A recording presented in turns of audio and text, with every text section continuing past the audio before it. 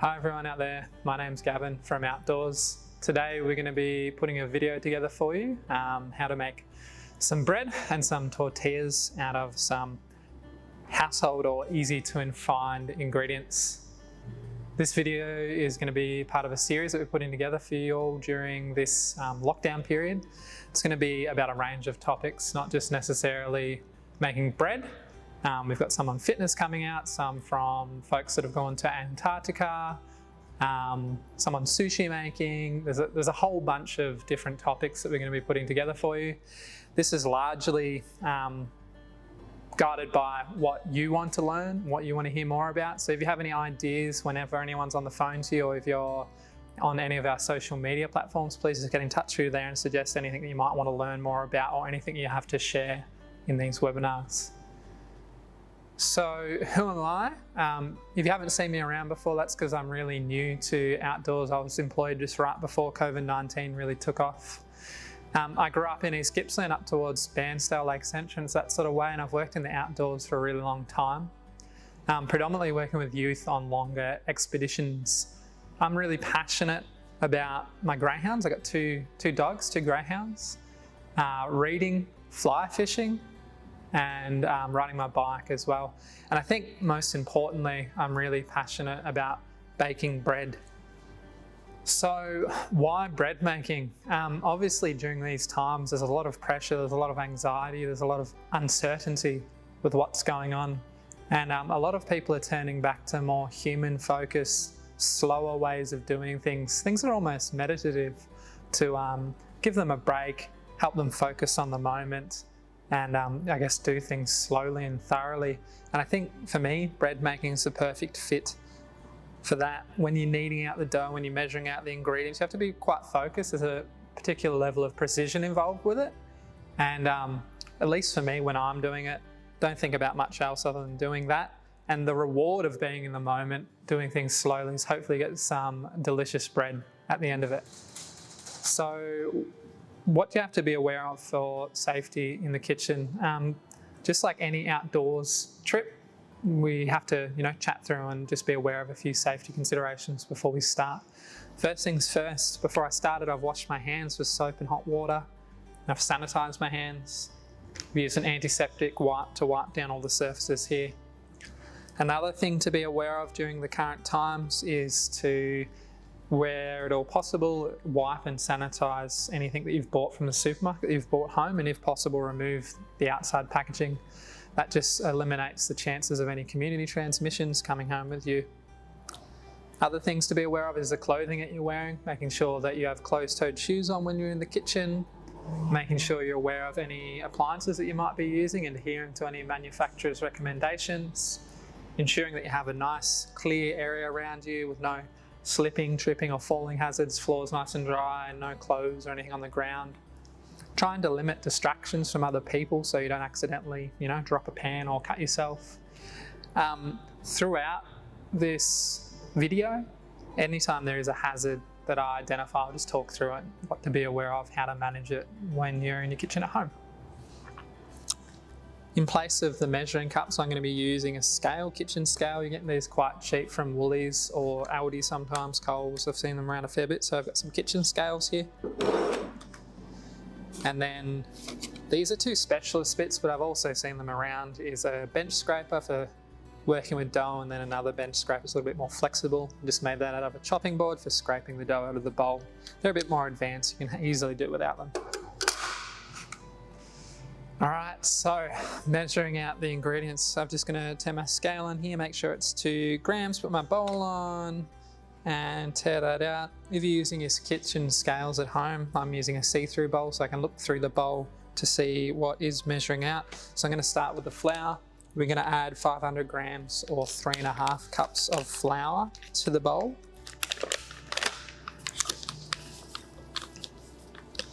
That's 1 kilo bag, so about half this bag.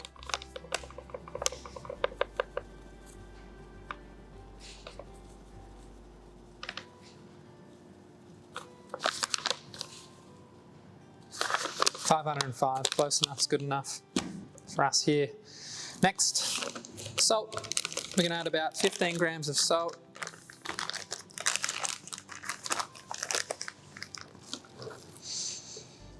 which is about 2 teaspoons or 2 pinches. So there we go. If you like saltier bread, you can add more. If you're concerned with your salt, you can add less.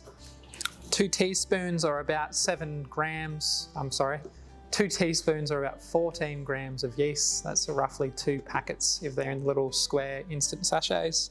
I'm just going to put a little bit in here, just estimate it. Cool. And then finally, I'm going to add my water. So we're going to add 375 mils or 1 1/4 cups of lukewarm water. I didn't mention before, this water is lukewarm. Yeast likes about 30 degrees to grow. So that's roughly, if you can put your finger in it, it's nice and comfortable for you. It's not too hot, it's fine. You don't want it to be cold either though. So 375 grams of water.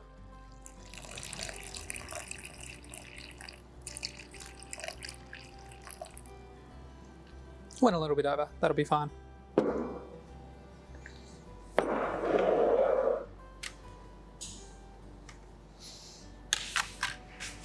As I said beforehand, I've washed my hands. I'll just quickly sanitize again to keep things nice and sanitary. Let those air off so none of the alcohol kills the yeast. This is all mixed up here in the bowl. As I said beforehand, you can mix it up with a spoon. I'm a bit more of a tactile person, and like I said, if you're washing your hands, you can do it really safely and cleanly, but I'm just going to get in there and mix it up with my hands. So I'm going to start with my fingers, mix it up, use them as a bit of a whisk, and you can scoop it up together and feel it all come together.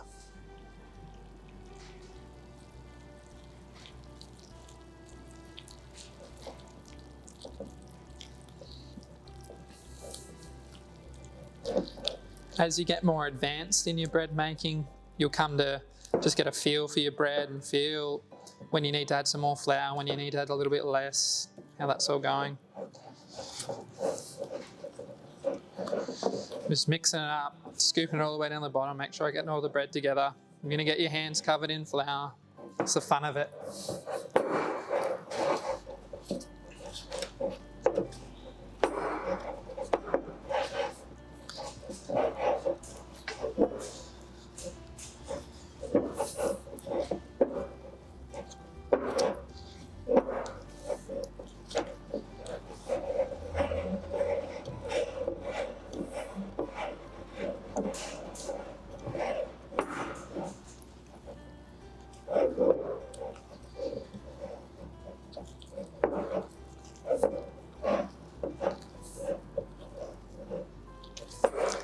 There we go.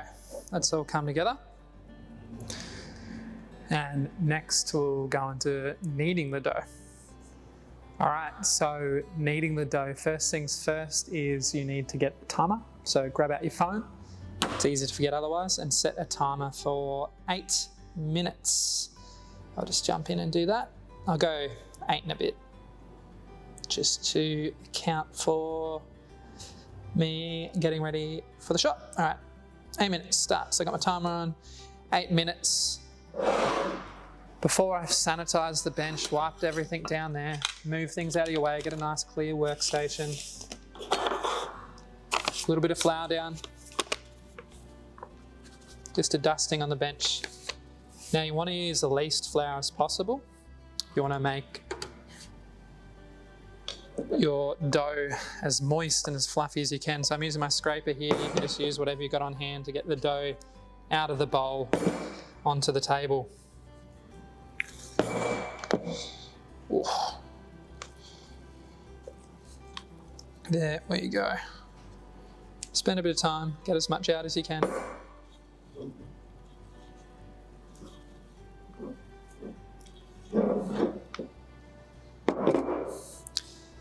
Scrape it out, scrape it out.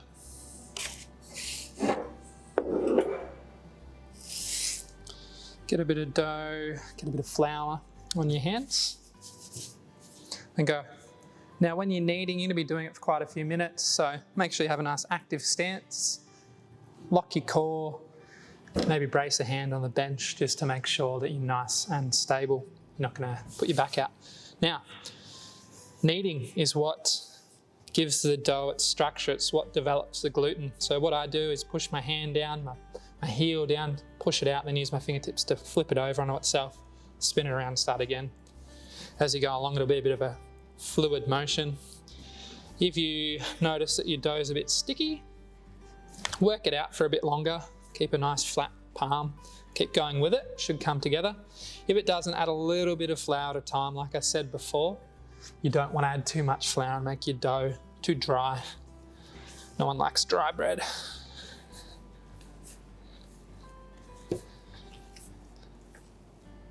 As you're hopefully seeing on this footage, just pretty simple movements. You're basically just stretching, bashing the dough. And as you go along, you'll see it starting to come together. It's pretty repetitive, so what might happen is we'll just speed up the footage. You'll get to see the dough at different stages and we'll show you when it's done.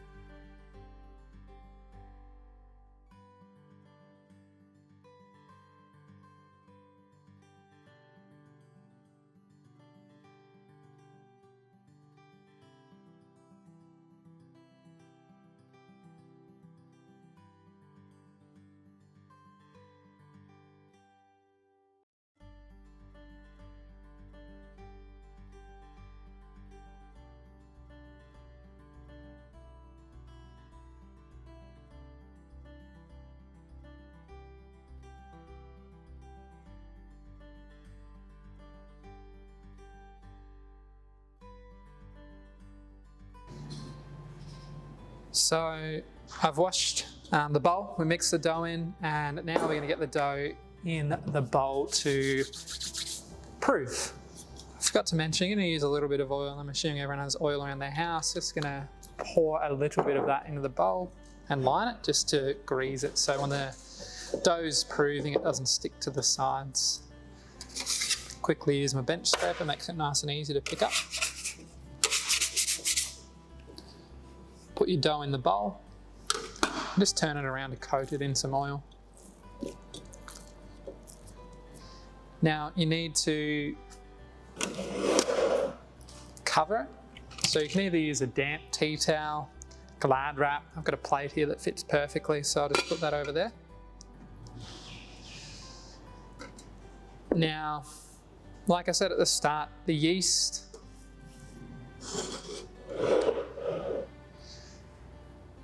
and the flour interact, develop carbon dioxide, the gas that gives air bubbles to the bread and helps it develop its texture, its sponginess, and gives it its rise. The ideal temperature is about 30 degrees. It's a pretty cold day here today. I'm in my t-shirt, but I'm inside. So some ideal locations are, if you're in a really warm room with central heating, you can just leave it on the bench. If it's like really nice and warm inside, you can leave it on the bench, that'll be fine. Or in summer, if you're cooking, that'll be fine. Some ideal places, if you can put in the oven with just the light on, so don't let it get too hot. Leave the door open. If you get above 35 degrees, you'll kill the yeast and your bread won't rise. Another really good place is in a car. On a sort of wintry day like today, you can leave it in your car on the dashboard. to rise that gets nice and warm in there, or if you can put in your microwave with a big glass of hot water. Just be really careful when you're pouring water out of the kettle or out of the hot tap. Basically just want to put it somewhere nice and warm to rise up so the yeast can make the gas from eating the sugars in the flour, develop the gas, get it nice and puffy. So you want to leave it in that nice warm environment for about an hour and a half, basically until it's doubled in size. This is where you have to have a bit of a feel for how the bread's developing. Go and check on it every now and then to see how it goes. So now I'll go out, put it in the car, and we'll wait for an hour and a half to 2 hours. I'll keep an eye on it and I'll show you once it's doubled in size. Well, it's been about, I think, an hour and a half, maybe a little bit longer, and we have left our dough to rise in a nice warm spot in the car, and it's about doubled in size. You should be able to see that there, about doubled in size, which is perfect. So what we need to do now is we're going to shape the dough. So knock it back and shape the dough. A little bit of flour on the table again, a little bit of flour on your hands. Knock back the dough, take all the air out of it, and it will return to its original size. Then tip it out on the table, like so. Now hopefully you can see it from there. Basically what you want to do is spread it out, and from each side, stretch it out into the middle. Stretch it out into the middle. Stretch it out into the middle. Stretch it out into the middle. Fold it over. Might need to add a little bit of extra flour if you need, just to keep it nice and manageable. Now here's where our steps differ. If you're at home and you have a loaf tin, a rectangular loaf tin, you'd shape it into more of an oval shape. I don't, I'm keeping it really simple for us all here. So I'm just going to shape it into a round. So what you want to do is put pressure on either side and spin it at the same time. And what this is doing is putting a bit of tension over the top of the loaf. So shape it up, shape it up, shape it up, shape it up. You want to make it into a nice round shape. And as you are putting tension underneath it, like this, hopefully you can see it in the other shot off to the side of the screen, that's what's going to make your dough nice and fluffy.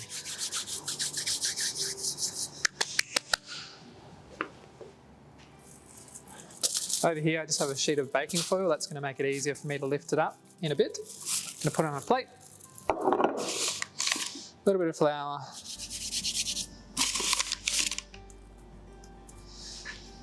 I'm going to go on here, and now this is going to rest about 35 minutes, 40 minutes until it's puffed up again.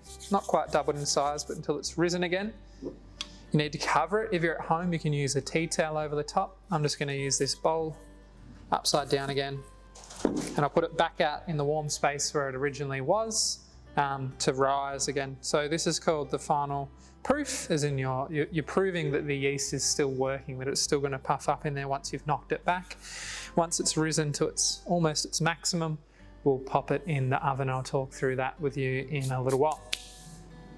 Alright, so this bread's been in the warm car outside, the same place where we did the initial rise, for about 45 minutes, and you can see it's about doubled in size and increased. You can tell it's ready to go. You haven't over-proofed it. I won't go into that.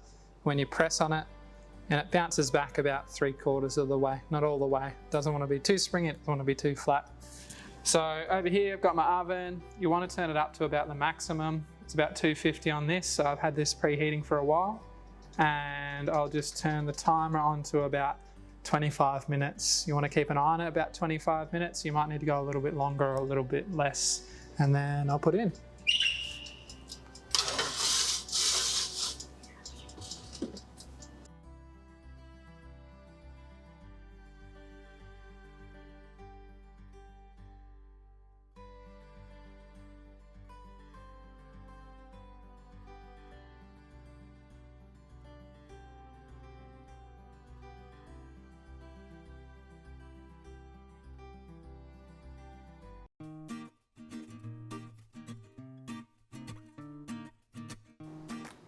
Alright, While our bread is out there having its final proof, doing the final rise before we put it in the oven, I'm quickly going to show you how to make the dough to make tortillas. Why would you make tortillas? It's really simple. It's just basically the same ingredients without this yeast. Like I suggested at the start of the video, there's been a bit of a demand for the yeast, so there's been shortages in the shops if you don't know any of those, and if you can't be bothered waiting around for the yeast, for the bread to rise and then prove a final time and baking and all that sort of stuff. This is a much simpler recipe, so I'll get into it. You get another bowl, grab your flour, you do 2 cups of flour, so 2 cups of flour, 1, a little bit more, 2, still got a bit of flour left over for kneading, 2 cups of flour, 1 cup of water, 1, then roughly a 1/4 cup of oil. I reckon there's about 1/4 of a cup here as well. This is part of the fun of baking, so don't make up your own recipes as you go along.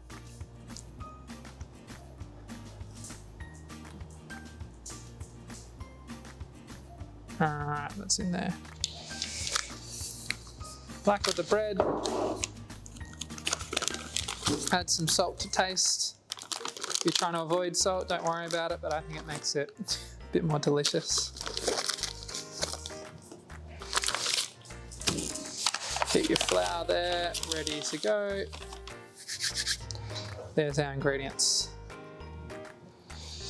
Mix it up, mix it, mix it, mix it, mix, mix. Same with the bread. If you have a spoon, you don't want to get your hands dirty, you can use that.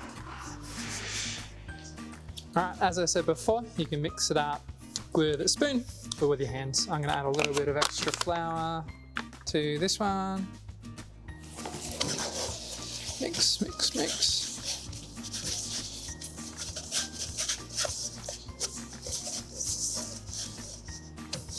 Just add a little bit of extra flour until it stops sticking.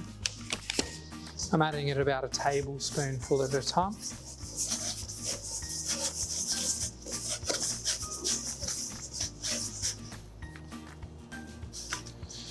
Alright. Here's my dough, we've mixed it up. It is a drier dough than the bread dough. A little bit more flour, just add flour like I said as you go along. Need a little bit more, make it a bit drier. Same technique, heel, push down, bring it back up at your fingertips. You don't need to knead this for as long, just a minute or 2.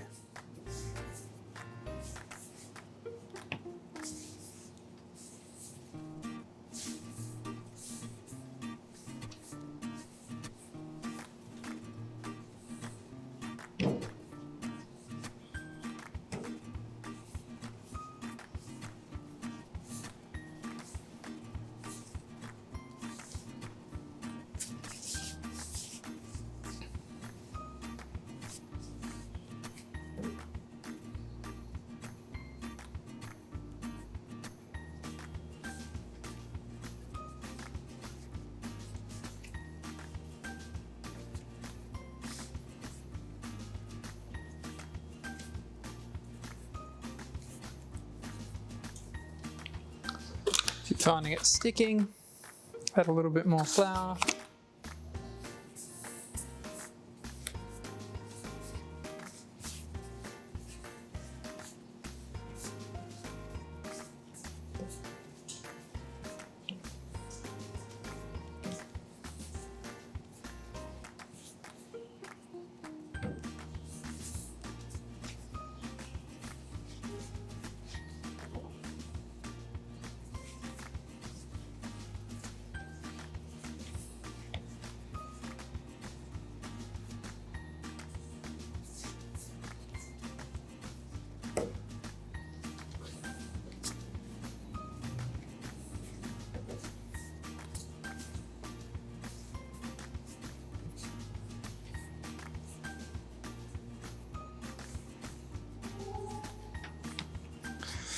It's about that. goes nice and elastic and flexible. So that's what you want your dough to look like for your tortillas. Quickly, why would you want to make tortillas? They just make really simple flatbreads, really easy to put food in for burritos, wraps. You can cut them up and bake them afterwards to make chips. You can dip them into lots of things. It's a really versatile food, much quicker to make than bread, but still just as delicious. I'm going to leave this here for a little bit and then we'll get on to rolling them out and cooking them.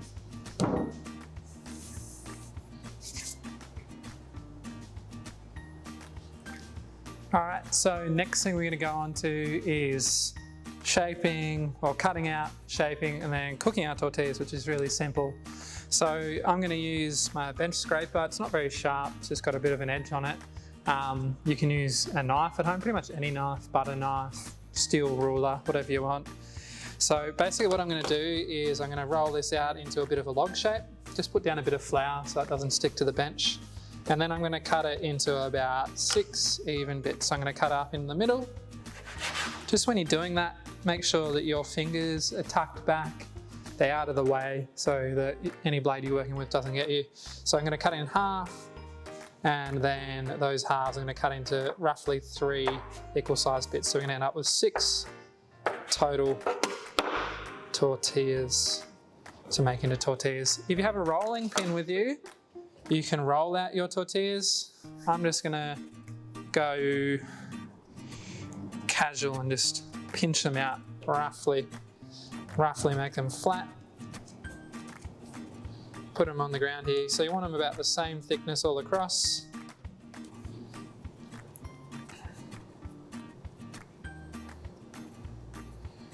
So I'm going to make quite small little tortillas. It's good for dipping or putting a little pocket of food in. Alright. As I said, use a rolling pin, use whatever you got. We're just doing it pretty simply with what we've got here available in the outdoors kitchen. I'm sure you'll be the same at home.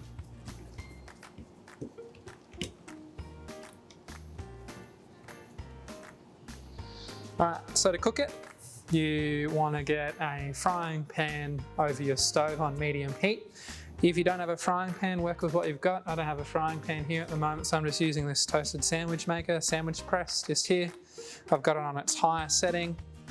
Because it's non-stick, I won't have to use any oil or flour. Stun this out, I'm going to put it on here.